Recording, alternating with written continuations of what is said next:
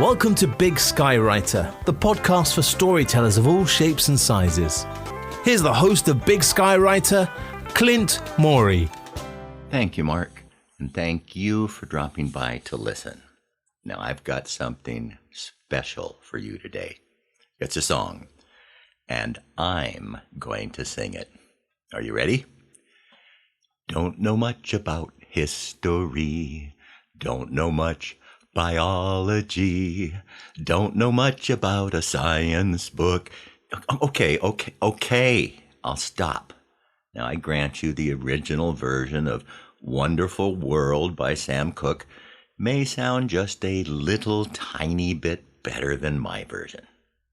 Okay, a lot better. I'll include a link to his version in the song in the transcript below.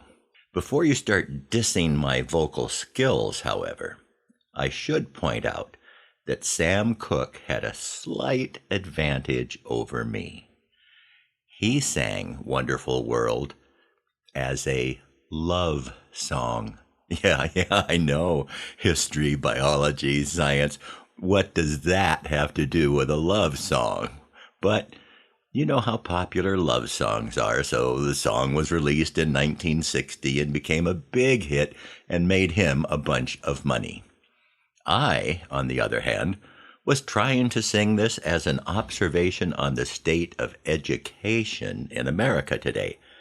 And you know how unpopular songs about education are.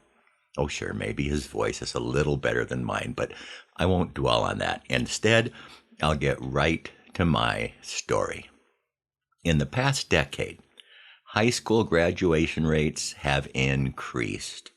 That is good news. And student grades, GPAs, have gone up. That is also good news. Unfortunately, test scores have gone down. How can that be? In 2018, the Program for International Student Assessment found that U.S. students ranked 11th in science and 30th in math out of 79 countries. The 2019 NAEP exam indicated that only 24% of seniors scored at or above proficient in math. Now, if my arithmetic is correct, that means 76% of seniors scored below proficient in math, and only 37% of seniors scored at or above proficient in reading. Now, I've got a question for you. Why do we have schools?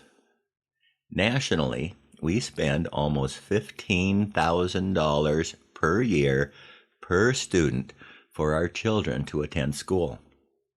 And yet many of those students leave school after 13 years of sitting in classrooms without the ability to read well or write well or do math or know history or have any understanding of real science. So, what happens if students don't learn those things? Won't that impact their futures? How will they get into college? How will they get jobs? Well, many colleges and universities have decided to help those students who've come out of our K-12 schools not knowing stuff by eliminating the SAT and ACT as part of their admissions process. Those tests were designed to measure what students have learned.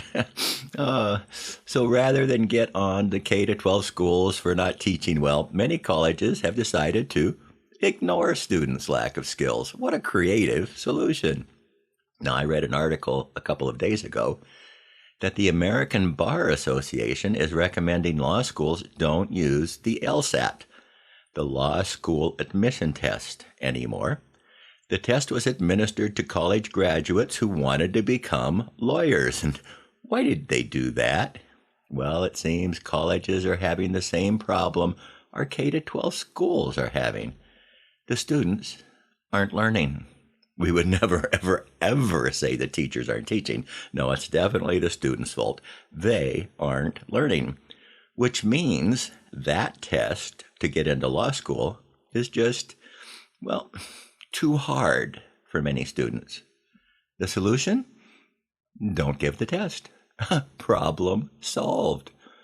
Which brings me back to the song I began with.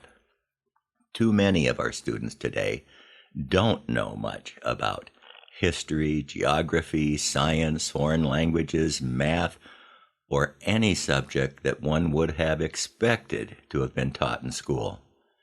But there is a real solution.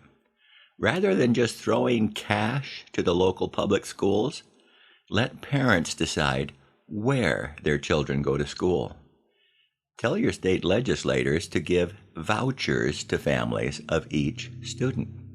If your state is willing to spend up to $15,000 per student, the family should decide where that money goes. Make schools compete for the right to teach your children, whether those schools are public schools, charter schools, private schools, or home schools. If schools have to persuade you to entrust your child to them, I think there will quickly be a dramatic improvement in education. And if your state does that, then you won't have to listen to me sing that song ever again. I have some links you might like. There's a short video I think you'll enjoy called A Millennial Job Interview.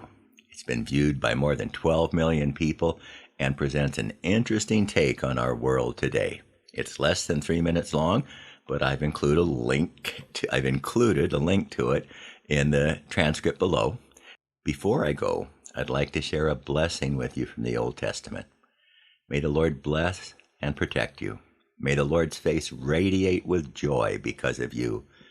May he be gracious to you, show you his favor, and give you his peace. Numbers 6:24-26. Until the next time, be the reason someone smiles today.